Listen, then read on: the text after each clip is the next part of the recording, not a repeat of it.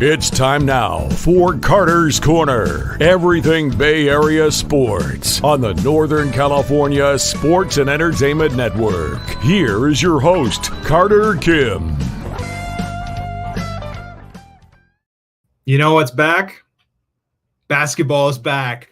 Ladies and gentlemen, welcome back to Carter's Corner. I am Carter here on Northern Lights Sports and Entertainment, where we do all sorts of Bay Area sports and national sports. But today, the NBA is back. The Knicks will play the Celtics. The Timberwolves will play the Lakers at 4:30 and 7 o'clock respectively.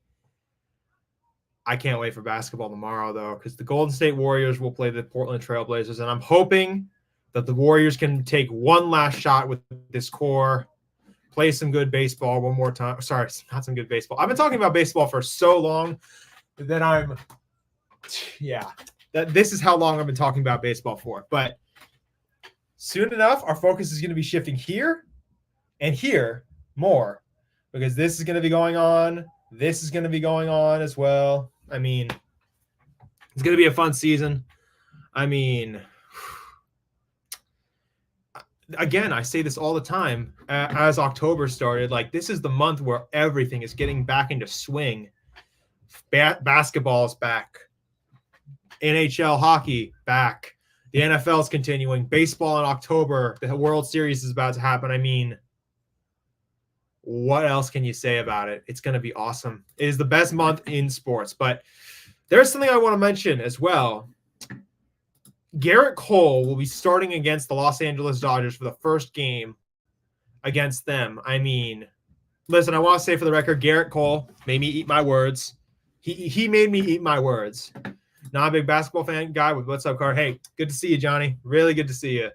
But yeah, basketball will be something I talk about more as time goes on. I'll talk about the Giants as well, obviously, especially if news comes up about GMs or off-season moves or whatever.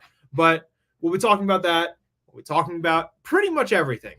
You know, it depends on what you guys want to talk about, because, again, I'm here for you guys. Whatever you want to talk about, I'm here. It's got to be sports-related, and I got to want to do it. But basketball, NHL, football is continuing, and now we'll talk about baseball. But I wanted to continue by saying Gerrit Cole proved me wrong this postseason. Yes, his stats were really good, and that's something that Senior pointed out. But one of the things that scared me about Cole in particular was that his lack of fortitude in certain types of games. His games versus the Nationals, he was really bad. His games versus the Boston Red Sox, he was horrible. And games against one team in particular, the Cubs, were also really bad. So that's what I was worried about. But hey, Gerrit Cole proved me wrong this postseason. He's pitched mostly great in most of the games that he's played, and I'll give him a lot of credit for that. He's been great this postseason, despite this season having – oh, no. Oh, please don't disconnect me. Oh, God. I might disconnect by – oh, no, I'm actually okay. I'm worried that my internet's going to disconnect me, but we'll see. Anyway, though, man, I can't believe the viewership's climbing up. Mostly great, not spectacular. Yeah, but mostly with Cole, he's been good. And he's proven me wrong this postseason. He hasn't had that one incredible blow up like the one he had against Boston or a couple of those other ones. He hasn't had that one blow up where it's oh God, what happened to him? Isn't he supposed to be one of the best pitchers in baseball? Despite the fact that he's had an injury this year and hasn't been playing the best, he has showed up this postseason. He's played well. And I'm going to give him credit until he gives me a reason to prove me wrong, to say that I'm wrong. I'm going to continue to say that he'll do well, probably. But yeah, LA has yet to announce their game one starter.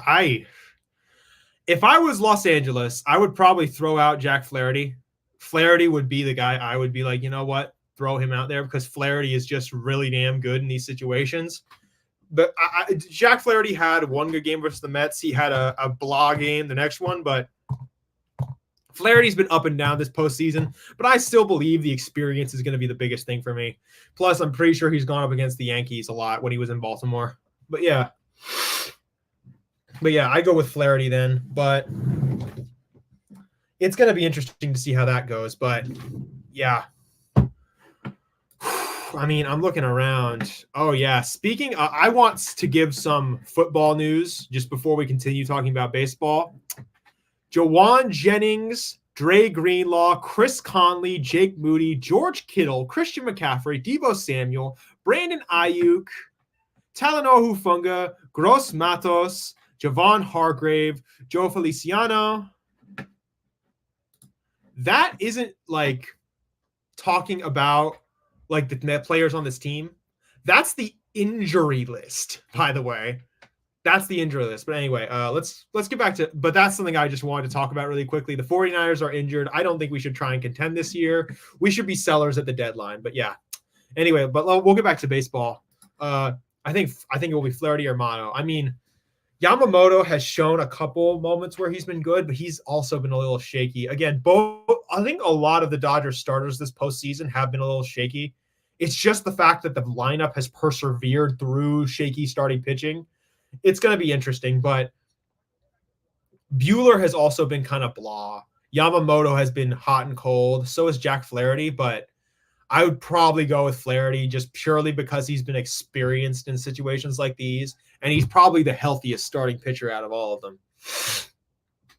I'd take him probably, but I like how things are going for that dude right now. I think Flaherty would probably be the guy I would go to, but it could be Buehler, like you said. But then again, Buehler has also been kind of blah. Like I'm just gonna get out their starting pitching right now. So they obviously have a number of choices. They have Buehler, Kasparias, Flaherty, Henriquez, Knack, and Yamamoto. Knack was really shaky this postseason, so not him. It is going to be Buehler, Flaherty, or Yamamoto. Buehler, probably not, because he's also been shaky this year. He just hasn't been the best. So I would say probably Flaherty, because Yamamoto has been a little shaky. I'm not going to say Yamamoto has been horrible, because, I mean, you don't make it to the World Series by being a bad pitcher, but he has looked at times a little less than the standard that people set for him when he came over from Japan this year. I mean, it'll be interesting. I think that honestly, I gave their starting pitching a little too much crap. I was going back and looking back at my takes this postseason about them. I gave their starting pitching a little too much crap, if I'm being honest. Their starting pitching has worked wonders. And most of all, it's been the bullpen. But I am interested. Flaherty actually has the highest ERA and whip out of the three, but this was only because he had that one kind of fluky inning. Yeah, I mean, that fluky inning was just – yeah, I can't – what inning was that? I believe it was like I'm going to go back and check because I'm pretty sure it was like – was it like the fourth inning of that one game in the Bronx where they got shelled bad? Let me find it. I'm going to find it right now. 8-0. Oh, no, not 8-0. Sorry. No, that isn't it. Trying to find 7-3. Is that the one? No, that was Brazier and Knack. No, that wasn't it. I'm trying to find that one game. So was it the loss 12-6? Yeah. Yeah, it was like that. It was like that third inning. Yeah, sorry. Yeah, I think. Yeah, there you go. It was that one inning. Let me just find the stats. Yeah. Third inning. Marte, Winker, Alvarez, Lindor, Nimmo, and a couple of these other guys just did a number on him, and he couldn't keep himself under control. It's just, I honestly think things just did not go well for him. The Japan series is set between the underdog DNA Bay Stars versus the rich money team SoftBank Hawks. I mean, there you go. There's some overseas reporting from Grand Admiral. Thank you, Grand Admiral. We appreciate it. But yeah, looking at everything that I'm looking at, like, I mean, yeah, Flaherty just had that one pretty bad game. Honestly, like, yeah, I'm going to go look at the Dodgers team stats. Yeah, postseason. Yeah, pitching. Yeah, man. The ERA for a lot of their starters has been really bad, but they've persevered despite that. It's been the bullpen that's kept them under control. But Flaherty, Yamamoto, and Buehler have all been shaky, if I'm being totally honest. So this could either go one of two ways. It's going to be very good or very bad. And honestly, like there's a worry for them for sure. I mean, not one of their starting pitchers. Oh, man. Actually, no, they do have wins. Never mind. Yamamoto and Flaherty both have wins, but they have only one win this postseason. And Flaherty has 12 earned runs in 15 innings, and Yamamoto has 7 earned runs in 12 innings. I mean, again, the stats are obviously a little inflated, but honestly, it's like I don't think they're going to do that bad. To me, the World Series comes down to who thumps more between Stanton and Teoscar, and the bullpen holds leads more. Yeah, listen, I think the Dodgers bullpen has been mostly reliable because for some reason Dave Roberts hasn't overmanaged it. But yeah, the problem with the Yankees bullpen is that it's dancing through the raindrops. Like, it is just dancing through the raindrops, and it has been taking a lot of risks. And like you said, Grand Admiral, they better not put like Tim Hill or one of those other guys versus Shohei Ohtani. If I'm being honest, if it gets to that situation where there's like a base open and Shohei Ohtani comes up to bat, just walk him onto the base. Because you can look at Mookie Betts and say, oh, yeah, that's a dangerous guy. We don't want to face him. But it's also like, dude, do you really want to give Shohei Ohtani a chance? But as for Stanton and Teoscar, I think Stanton's been fantastic this postseason, and I want to give him so much credit for that. So I will. He's been great. So much credit to Giancarlo. I've always been a critic of Giancarlo and how he's played baseball because he's a very big power hitter and just doesn't and swings hard at a lot of stuff that he really shouldn't. But honestly, he's done fantastic this postseason, and I want to give him a lot of credit for that. But yeah, hey, Emoji, good to see you. Good to see you. But yeah, but for Teoscar, like, I'm going to go check him as well. Like, how's he been doing? Teoscar Hernandez. He's been hitting 200, 340 OBP, a 350 slugging percentage, and a 609 OPS. Yeah, he's been a little... It's just kind of a little different. I think Teo will wake up. I mean, Teo's not a bad player, so he'll probably do better. But seriously, that's just not great. Him and Will Smith have not been great, while most of the Dodgers players have actually been pretty damn good. Mookie Betts has actually been much better than I thought this postseason. But, yeah. It's all up to the Yankees now. I mean, this postseason, sorry, not this postseason, but this World Series, it's not going to be about pitching. It's just freaking hitting. Like, except for Garrett Cole, I don't think there's going to be a pitcher in this series that has a significant advantage over either of those lineups, if I'm being totally honest. I really don't want to go through the entire year of hearing obnoxious Dodgers fans. Yeah, I really don't want to either. But at the end of the day, like, it's going to have where we'll have to see how all this goes. Again, I'm not making predictions anymore because I'm a little gun shy on that, but both teams have a very good chance in my opinion. But looking at all this, like, yeah, I think I think we can, yeah, it's really going to be there because Glaber and Edman are contract guys. I think the superstars will produce for each team. I think Rizzo is more clutch than Muncy. That's why I made the matchup Stanton and Teoscar. Yeah, I mean, Glaber and Edman are the contact guys. Yes. Yeah, Glaber's has been pretty good this postseason. He's been solid. Not spectacular, but he's certainly been to a level of, like, the Yankees being okay, like, okay. Like, he's been doing well. I mean, 297 average, 400 on-base percentage, at 432 slugging percentage. That's a pretty good OPS. Not as good as Giancarlo or obviously Soto, but he's been pretty damn good. I'll give him a lot of credit. And then superstars will produce for each team. I agree. I think Soto is going to do particularly well. I think the two left-handed bats, Shohei and Soto, are going to do super well. I don't know about Judge. Judge has been really playing badly this postseason. He's had some good moments, but for the most part, he's barely been making contact, and he's got to play better if they're going to win. Especially, again, I said this, and I still believe it. the Yankees will go as far as Juan Soto and Aaron Judge take them. And Juan Soto has been doing his part. Aaron Judge has not. But yeah, I think Rizzo is more clutch than Muncy. I mean, yeah. Rizzo's – that's the thing about Rizzo. He's been in these situations before. He's played for the Cubs on their magical run, and he knows how to take care of these situations. As for Muncy, I just hope he doesn't do well.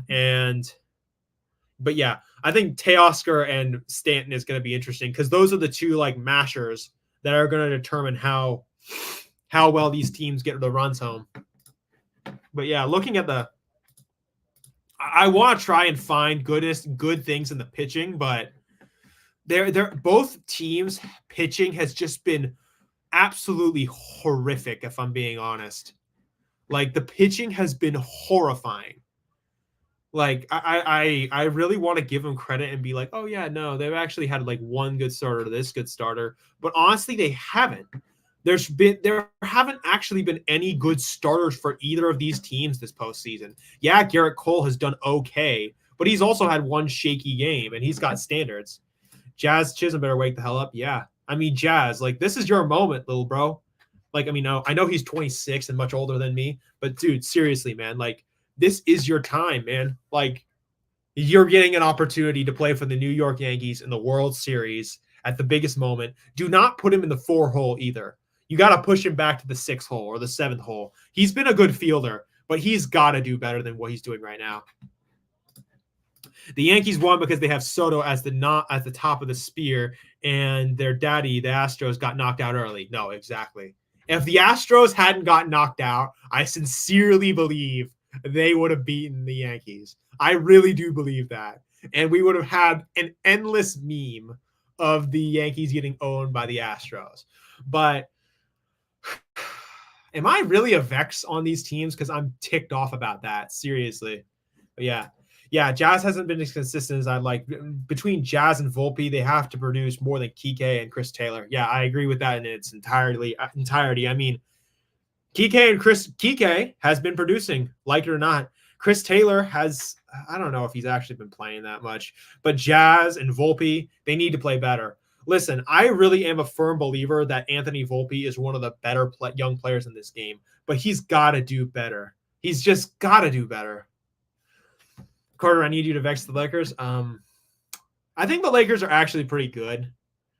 And this isn't even me trying to vex them. I'm just being honest. I actually think they have a solid team. As long as LeBron's there, they'll be okay. The Lakers, they have Anthony Davis. They have a couple solid guys. I think they'll be okay. It's just a matter of putting it all together. But I think they'll have a good year. Verdugo, too. The dude's been pretty solid. No, Alex Verdugo, I don't know where the hell that guy's been. That dude has been non-existent. I mean, he's been like early in the year, he was cleaning up, which is something crazy to think about, like how badly he's played. Like, let me just find his stats. I really want to emphasize this too. Like, where is Alex Verdugo, left field? I mean, let's look at the first half he had. April, 279. May, 245. Not bad, but not great. June, July, August, September, he's batting close to the Mendoza line. Dude. Like, and his OPS is below 700. I don't know what the heck that dude was doing, but dude, you had something going in the first half. You were cleaning up. It's not like you were the best player on that team, but you were certainly up there. But yeah, Verdugo and Paez are clowns in each team's orders. Yeah, Tommy. Yeah, Johnny. Imagine Verdugo becomes World Series MVP. I mean, that would be hilarious. I want to be clear. That would be so funny, especially considering Alex Verdugo used to play for the Los Angeles Dodgers. So, yeah, I mean, honestly, a World Series MVP can really be anybody. You just have to be that one guy who shows up. I mean, Jorge Soler won it for the Braves. Jeremy Pena won it for the Astros. Adolis Garcia, Corey Seager reasonably won it for the Rangers. And then in 2020, no, not 2020 doesn't even count. Who won it in 20? Oh yeah, Strasburg. But yeah, it depends. Like, you have to either be a lights out pitcher or one of the best hitters in the game at that point. But yeah, like, yeah, just a, but yeah, just a, it's going to be very like, like, I feel like there is going to be one guy that just comes out of nowhere and plays out of his mind. I just have a feeling it's going to be a random dude on the team. Yeah, I hope Verdugo beats LA to justify the Red Sox stupid trade for Mookie. Now this has to happen. Verdugo goes full Reggie Jackson. I mean, I would really hope for that to happen. I mean, again, I have nothing against Alex Verdugo as a dude. I think he's a decent player when he's not bad. But honestly, like what are you doing, man? He was really cleaning up for like most of the year, but he's got to do better. No matter what, Dodgers are winning. Carter and his boss totally jinx the playoffs. Nothing resets for you, Carter, until next season. This is also the best case scenario if Soto leaves the Yankees. I really hope the Dodgers don't win a World Series. If they do, then all of my opinions on the Dodgers are going to be invalidated. But Glenn, though, like, seriously, what the heck is Glenn doing? Why are you picking the Dodgers to win, man? What's going on? Like, this is a Giants fan. Are you kidding me? Like, I know I'm jinxing a lot of stuff, but seriously, are you kidding me? How the heck are the Dodgers in the World Series? I'm pissed about that, obviously, but seriously, I don't want it to happen. And as for the Soto bit, I mean, like, it's like they talked about on Giant Sports Talk Live. It's possible that a World Series winner would leave his team. Look at like what Albert Pujols did for the Cardinals. Instead of staying with them, despite the fact he had a great career there, he decided, you know what, I'm going to go play for a different team because they're offering me more money. And that's reasonable. I mean, why wouldn't you? I mean, but yeah. Yes, hell yes, Grant. Let's become huge Verdugo fans starting now. I mean, Alex Verdugo, I have nothing against the dude. I think he's a good player. It's just there's a problem. You know, like, he can be a good player. He's just got to be better than he is. Like, I'm going to go back and look at his stats right now, actually, and like take a look. I actually think if the Yankees win the World Series, they themselves are more motivated to consider just rolling with Jason Dominguez and letting Soto walk because they got their ring. Yeah, I mean, ultimately, I'm going to say this about Hal Steinbrenner. He's not his dad. George Steinbrenner was a guy who would literally sell off everything just to make sure that the Yankees were competitive. Hal Steinbrenner is a bottom line guy, like the sons of many experienced sports executives, CEOs in the corporate world and everything else. He doesn't want to risk losing capital, losing money, because he's about the bottom line and he fears the opportunity of success because that could also mean failing. And honestly, like, he said this at the beginning of the year, like, I don't want to keep this payroll this high, so I'm going to cut it at the end of the year. So I asked him this, like, how does one pay a lot of money to superstars like Juan Soto, but at the same time cut payroll? That doesn't make sense. If Cole used the snot bowl, Yankees have a shot. Too bad they inspect the pitchers now. I mean, it would be pretty funny. Listen, I want to be clear about sticky stuff and other stuff like that. Every pitcher has done that. Listen, even the greatest all-time pitchers have done that. If Nolan Ryan wasn't scuffing the ball or messing around with the ball, I don't know what the heck is going on with baseball. Because in reality, like, even the best pitchers in baseball have admitted, yeah, I've used sticky stuff. Tyler Glasnow is like, I like sunscreen and a bit of rosin. Like, yeah. Guys, the Dodgers have two illegitimate titles. Not just 2020. 1981 was a shortened season. The Reds had the best NL record and weren't allowed in the playoffs. Go check it out. Give me a second.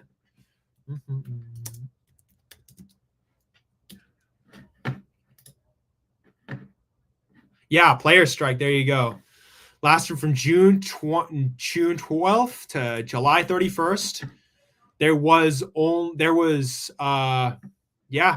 102 to 111 games. Yeah, I mean, Jesus. The Cardinals, the Expos, the Phillies. Yeah, the Expos could have gotten in as well. I'm just looking around, like, West, yep. I mean, seriously, there's like, yeah. I mean, seriously though, that is the Dodgers. I really don't care for the Dodgers, if I'm being honest. Yes, I get pissed off at them because they're our rivals, but in reality, at least I've seen my team win World Series. All right. At least I can say most of the World Series that we've been in, all of them have been legitimately. I'm gonna actually do what Grand Admiral said and like look over this a little bit, but that'll be later. Hey, that reminds me, Carter. Have you ever figured out the screwball? I mean, I don't know. It's kind of like this. I don't know. It's kind of like the reason why people were afraid of it is because of the torque. I don't know exactly what it is. Again, I haven't had a lot of time because I've been working, but yeah. Dodgers are a joke, except for the Japanese players. I hope the Yankees get them in force so we can talk in the offseason. I mean, that would be hilarious. But again, I'm not making predictions anymore, okay? Never again. Reds got so screwed in 1981. What a joke of a year. I mean, I'm going to do some more research, Grand Admiral, but I believe you. I definitely believe you. I would trade this Christmas for a Yankees sweep of the Dodgers. I mean, why not? But I think I talked with you guys about this yesterday, but I want to talk about some of the failures that a lot of teams have had this postseason in particular. I mean, let me just look up something first. Alex Verdugo. It's so weird because last year he was pretty damn good. This year he was really bad. I mean, yeah, he's been declining in his career. Ever since 2020, he's been like slowly, precipitously declining. But yeah. But I kind of wanted to talk about failures and the teams that lost this postseason. And I want to start out with my prediction in the American League. Okay, back in 1981, they still beat the Yankees. I mean, gosh. But I think I want to go to this. The Houston Astros. What the hell happened? Like, seriously. What the hell happened? Like, what the hell happened, Astros? Framber Valdez imploded in game 1. Hunter Brown had a great performance in game 2, but you guys couldn't hit. Like, what happened there? From the Astros, that's just disappointing, man. Like, you really had like some of the best years a team has ever seen in baseball. I know cheaters and everything else, but seriously, like, how the heck did you guys play this badly? You're a postseason team. The standard is so much higher for you. What the hell happened? Yeah. But anyway, another one. The not the Kansas City Royals, the Baltimore Orioles. Baltimore, you have no starting pitching. I want to be clear. You have 2 good starting pitchers, Zach Eflin and Corbin Burns. And even then, Corbin Burns gave up that run. I mean, I'm looking over all of the players on all the teams, like, of all the most disappointing teams this postseason that I've seen, the Orioles have played horrifically. What happened, man? Like, why did you guys just start imploding the entire season? Like, seriously. Astros didn't have their full array of pitchers. Yeah, but Framber Valdez, Ronald Blanco, Hunter Brown, Spencer Arrighetti, Yusei Kikuchi. That's 5 starting pitchers that I would have trusted. And honestly, like, I know Christian Javier, Jose Urquidy, like Verlander didn't play great this year. I know that, but it's still like, dude, you're a postseason team. And it wasn't the pitching that lost them the games. It was the hitting. For a team that's really good at hitting in the postseason, they didn't hit good. That's for sure. I mean, looking at, like, I specifically want to look at another thing. Like, Hunter Brown played so well. He had like 10 Ks and 1 earned run, and he played fantastically, and nobody else showed up to help him. That's just horrible in my opinion. But looking at the other teams, I'm not going to talk any trash about Detroit. Detroit, you're playing with house money. You had a great season. You played well. You won a playoff series. You made it close with the Guardians. I mean, you took them to the brink. I'm not going to give the Detroit Tigers any crap. You guys played well this season. Honestly, you can only get better from here. You have Skubal. You have Riley Green. You have a bunch of great bullpen arms. AJ Hinch is a freaking wizard. I mean, yeah. Well, they let it happen. Their opponents didn't show up. Yeah. I mean, they let it happen. I mean, they did let it happen. But honestly, the pitching just didn't lose it. At the end of the day, the hitting was just horrible. But yeah, for Detroit, like house money. House money. Y'all are fine. Like the Detroit Tigers, y'all are completely fine. Guys, would you trade for Carlos Correa?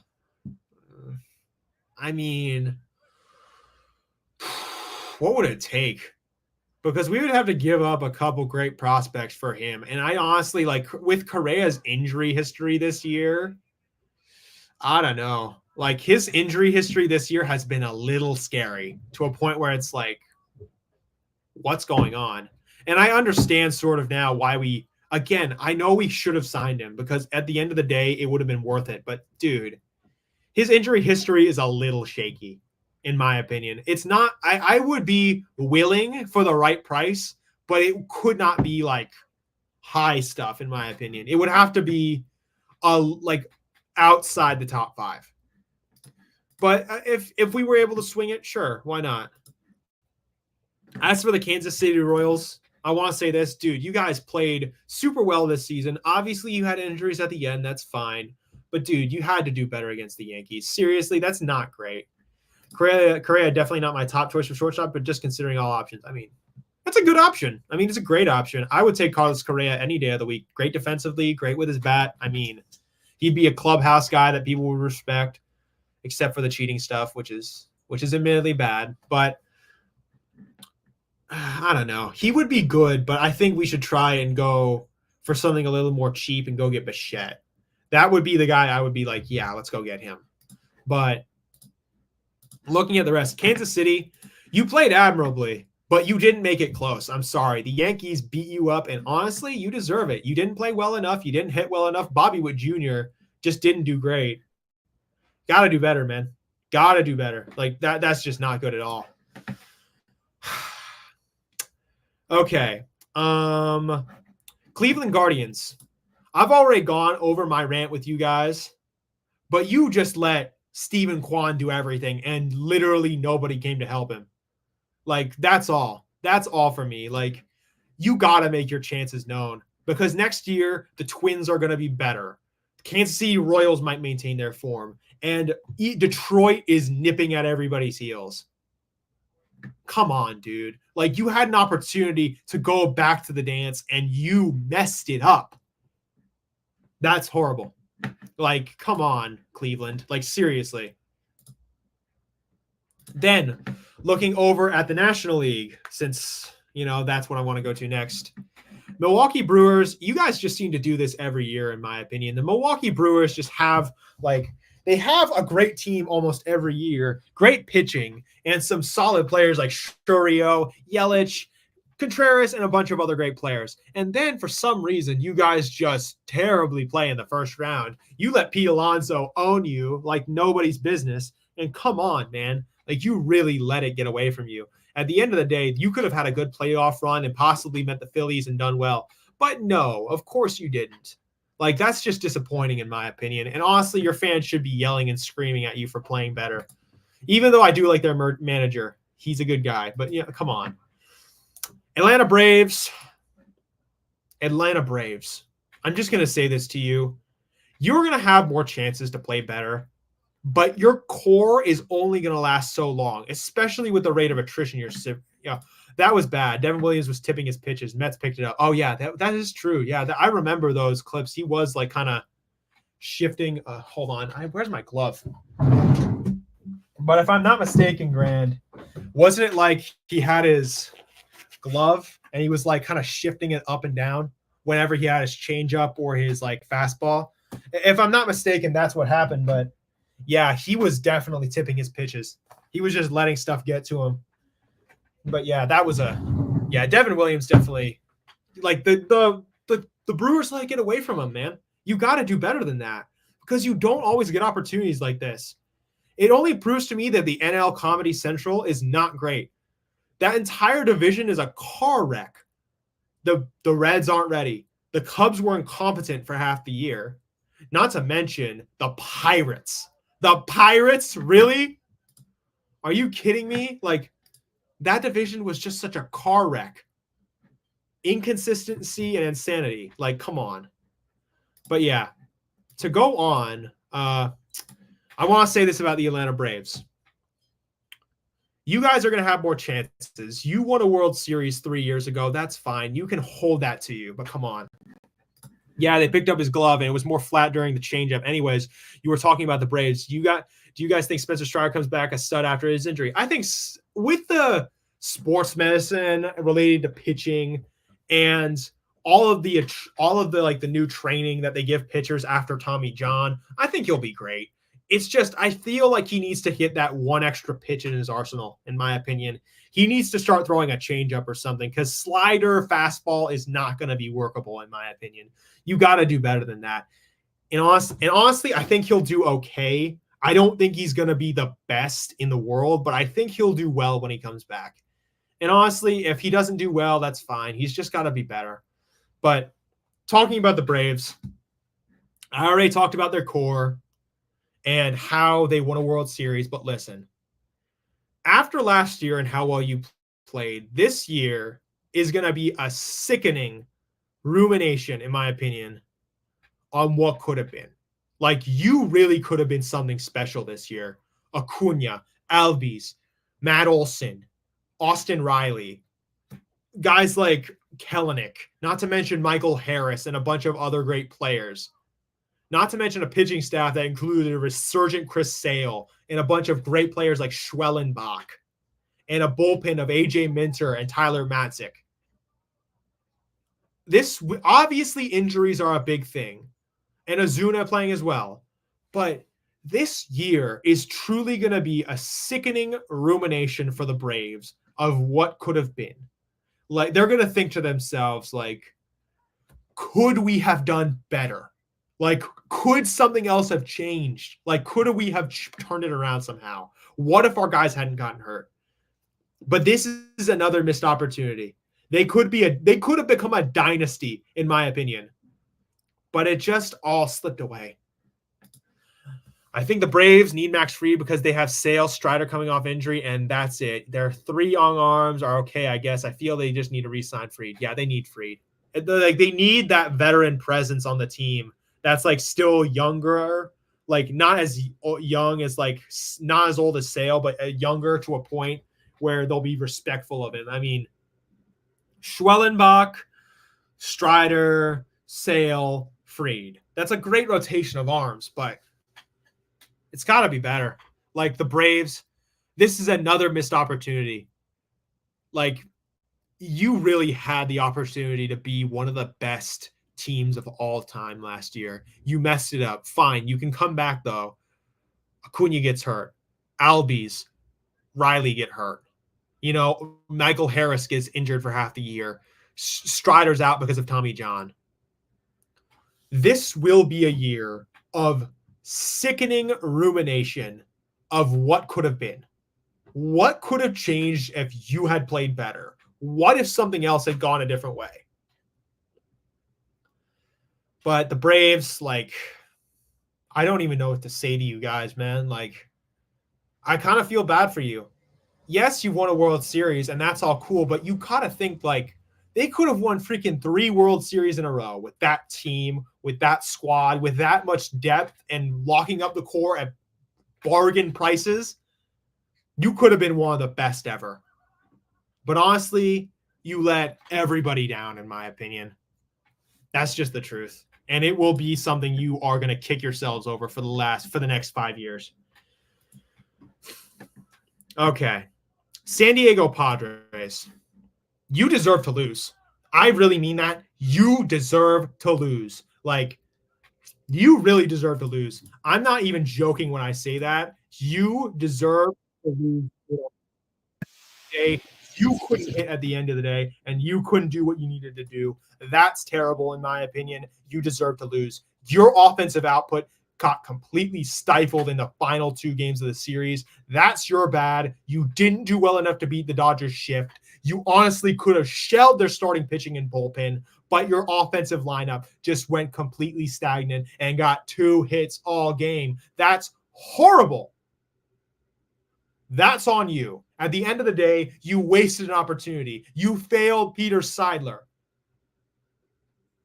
That will be something like I talk about how the Braves have had opportunity and messed it up. The Padres, at least the Braves have a World Series to show for all the failure that they've had. The Padres haven't won a damn thing. And this is something they will literally hurt about for so long. I mean, come on. Padres will definitely trade for a starting pitcher since Musgrove is out for the year. Darvish is just a proven choker his whole career. Honestly, Darvish was the only good starting pitcher that entire series. Yes, he gave up those 2 runs, but he gave them a chance to win. And at the end of the day, like, yeah, you're probably right. They're going to get a new starting pitcher. They're going to trade for somebody solid because they need another guy because Musgrove. But yeah, Yu Darvish just has ups and downs in the postseason. He kind of reminds me of Garrett Cole in that way, except his stuff has been on a greater scale than Cole.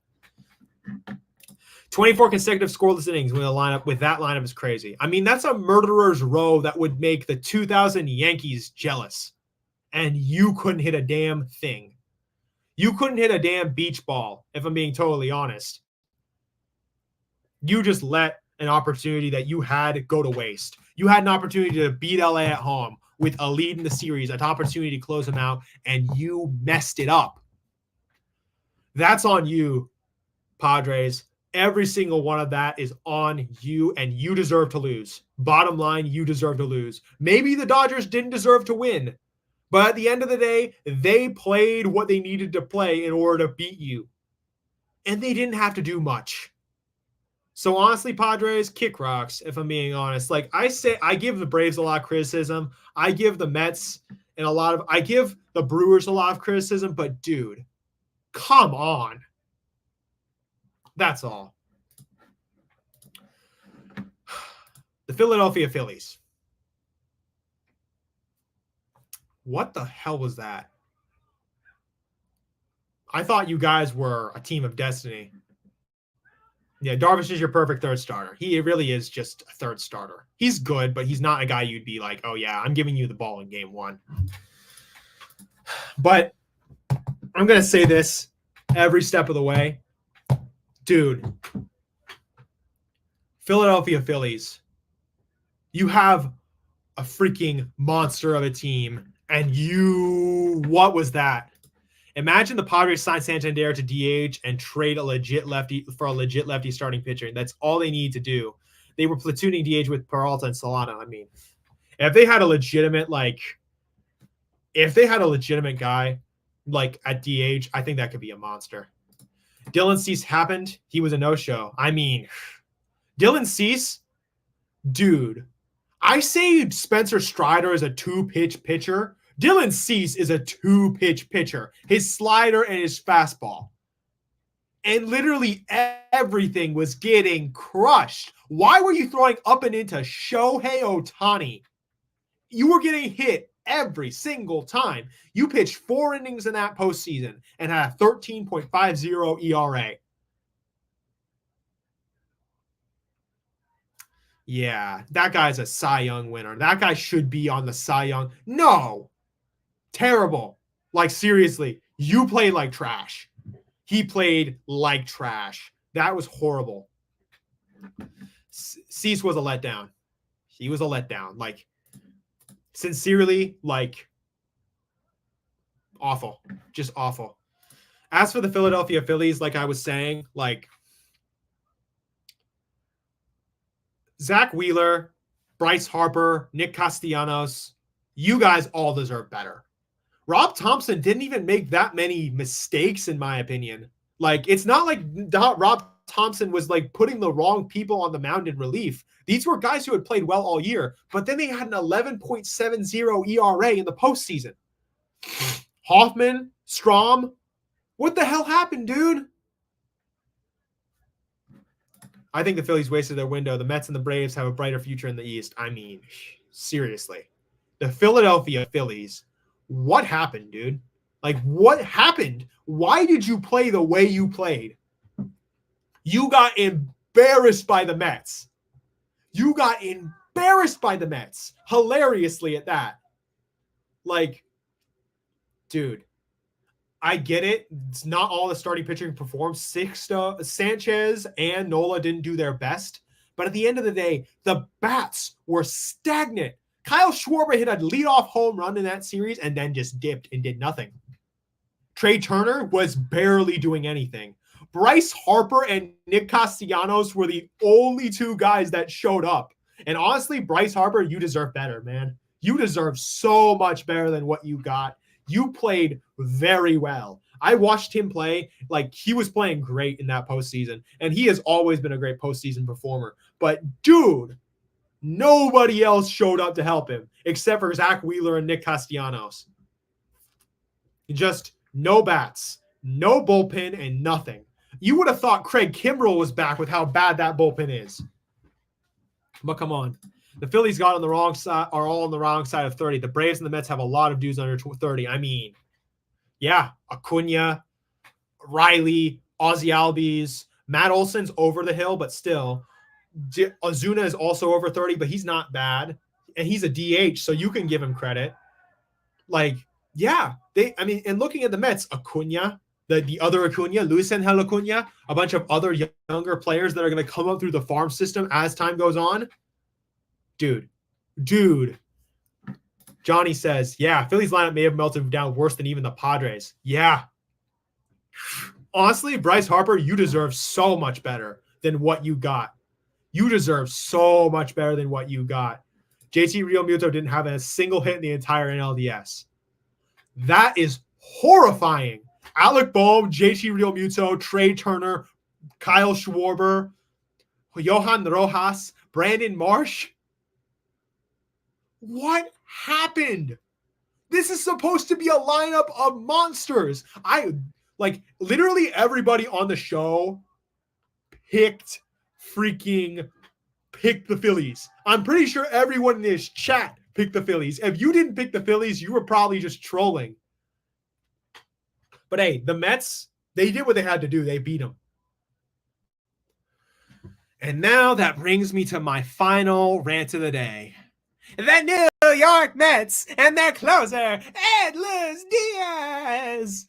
Low Mets is eternal. Listen, I'm going to say this about the Mets. You made baseball proud. Honestly, that run you made, that was so impressive in my opinion. And I'm going to give you all the credit in the world for it.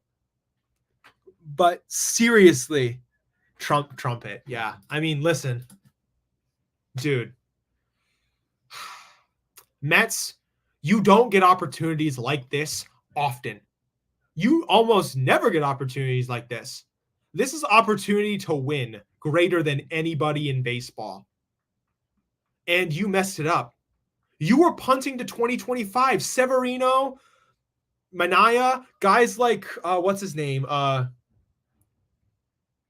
Jose Iglesias, Jose Quintana, and all these other guys. You were going to trade them at the deadline because they were depth that another team could use. You were probably going to trade Pete at the deadline. You were probably going to trade a dozen or so other bats and arms that could have been useful for a team, but you ended up being really good. You went on a magical run the second half, and I'm going to give you guys some damn credit. But, dude, this was opportunity. You left so many runners on base, it's not even funny. I'm going to say this to the Mets, though, and their fans. You made baseball proud, and it was fun to see you guys play well. But at the end of the day, you have to capitalize on these chances, and you let it get away from you. I'm sorry, Mets, but what do you do next year? Do you retain these guys? Do you bring up the younger players and ask them to play a bigger role? What's the plan? Because you were going to trade and then bring them up, but you didn't bring them up. So what happens now, man? What are you guys going to do? Because at the end of the day, opportunity arose for you to go all the way to the Fall Classic, and you didn't capitalize on it. It's really too bad. Okay, but yeah. But anyway, guys, that was basically my rant about all of the teams that lost this postseason and how they wasted opportunities. The only team that I didn't give any crap to was the Tigers, because at the end of the day, the Tigers really brought the Guardians to the brink, and I give them all the damn credit in the world. But yeah, the Marlins have 3 starting pitchers they will trade away. Hopefully Buster can get one of them. I mean, Grant, do you mind telling me who those okay, Jesus Luzardo is one of them. Who are the other guys? Is Alcantara going to get traded, or are they going to keep him? it all started with game one putting Senga in, who hasn't pitched all year. How does that make any sense? It doesn't. Listen, Fernando Mendoza, I want to give him credit. He did well this year as the manager, but some of his deployments were questionable at best. The pitching for the Mets, in my opinion, was shaky in a lot of ways. I mean, you look at those guys and you think there's a couple of solid pitchers, but you don't have an ace. Like, I'm seriously going to say this to the Mets. Like, you had opportunity, in my opinion, to take this opportunity and win, but you didn't.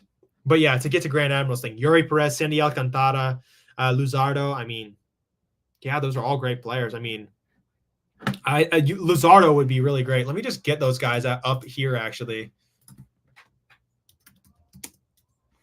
Jesus Luzardo. Okay.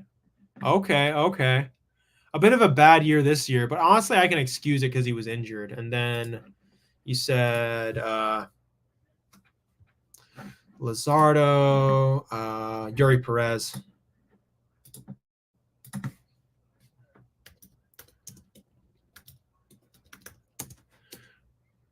Yeah, a lot of these guys are hilariously injured too, but I honestly think Alcantara could be really good. Let me just see. Luzardo. Yuri Perez. I'm interested in that dude. I mean, 21 years old, 6'8", throwing with high velocity on a lot of his pitches. I mean, I'd like him. I'd like him too. Marlins have voiced they are open to moving their pitching since they are in full rebuild mode. I mean, it doesn't really make sense to like keep around Alcantara, Luzardo, and Perez when you have when you're in a rebuild mode. So you're right. Yeah, you'd definitely be right about that. But yeah, I would like any of those guys, especially Alcantara. I mean, that guy is a fantastic player.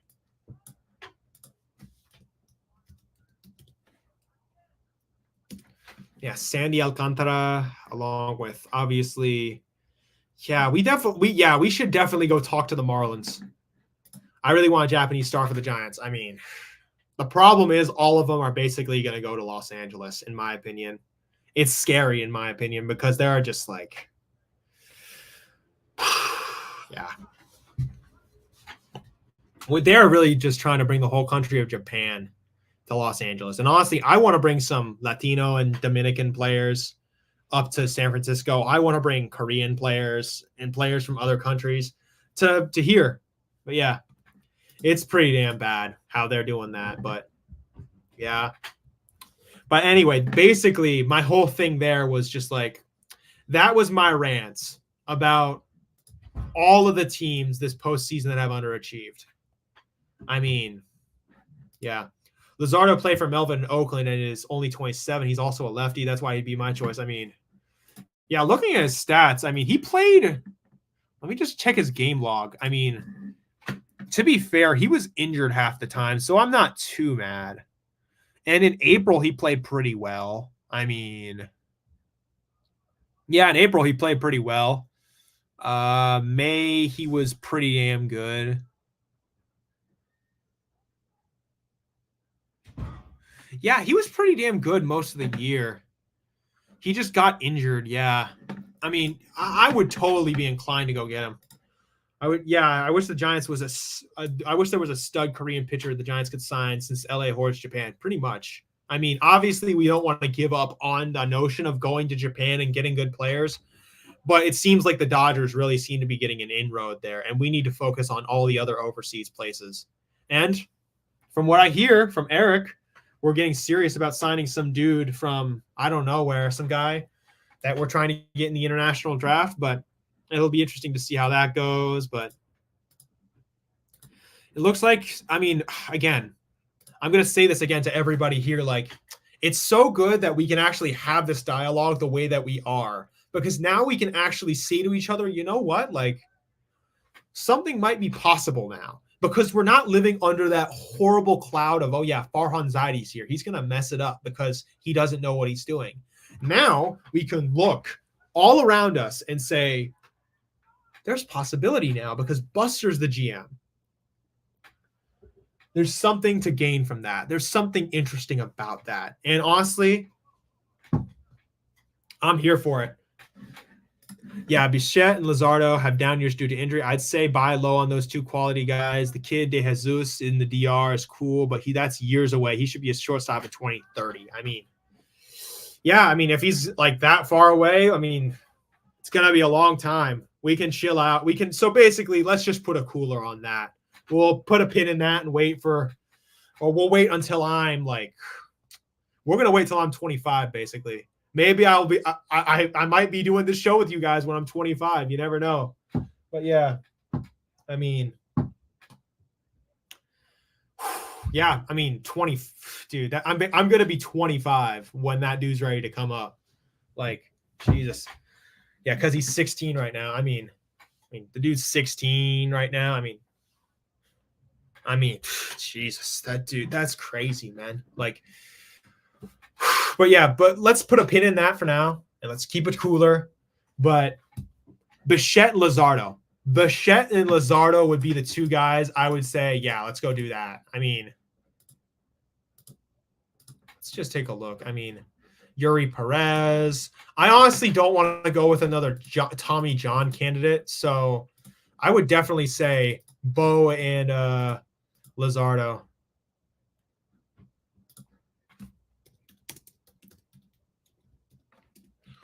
I don't want to go with another Tommy John candidate. That's the problem. Because we did that last time and that was never fun. So, I don't want bullpen games again. I want to go get good players. I mean, Bichette, Luzardo, Yuri Perez, or Alcantara, maybe. But basically, the Marlins are selling off their entire pitching staff. So, who would we give up? I mean, Whisenhunt might be on the table. We could talk about maybe one or two of our better prospects, but I'm not inclined to be giving up capital.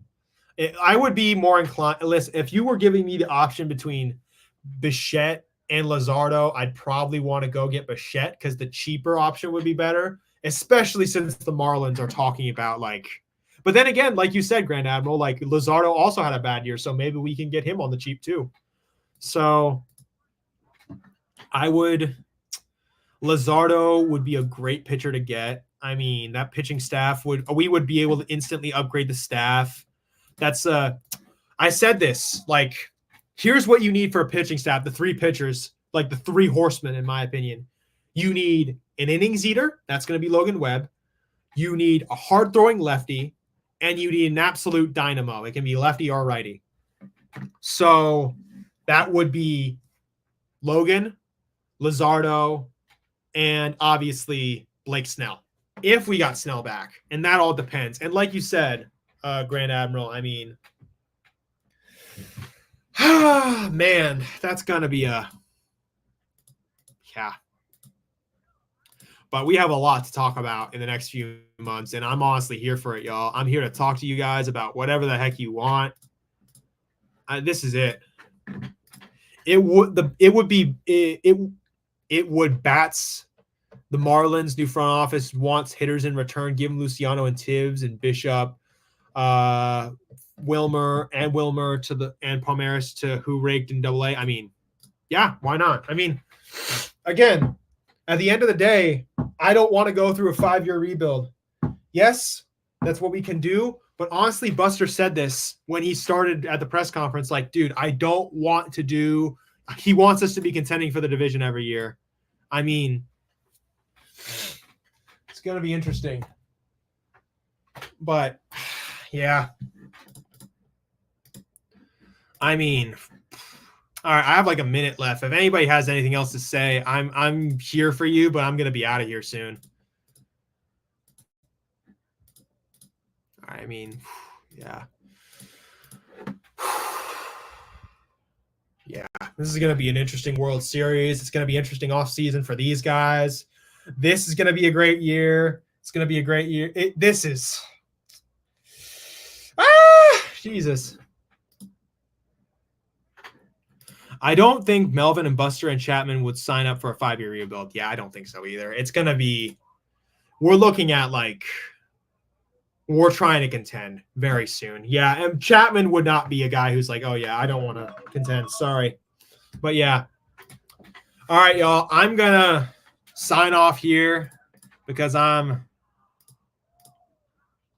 I'm gonna sign off here because I'm tired and I actually have a meeting to go to with some of my peers, but it's been good seeing you. Thank you, Grand Admiral. Thank you, Johnny. Thank you, Morkatna. Thank you, all the guys. I mean, thank you, Moji. Thank you, Johnny. I mean, obviously, thank you to everybody for just showing up and talking to me about whatever when it comes to Giants baseball, when it comes to the Warriors, to the San Francisco 49ers. I mean, I'm here for you guys. This is going to be a great October talking about sports and whatever, but this is going to be one heck of a World Series in a lot of ways. And I'm honestly hoping that everyone has mercy on us. But yeah, much love to everybody here. It's been good talking to you guys. See ya.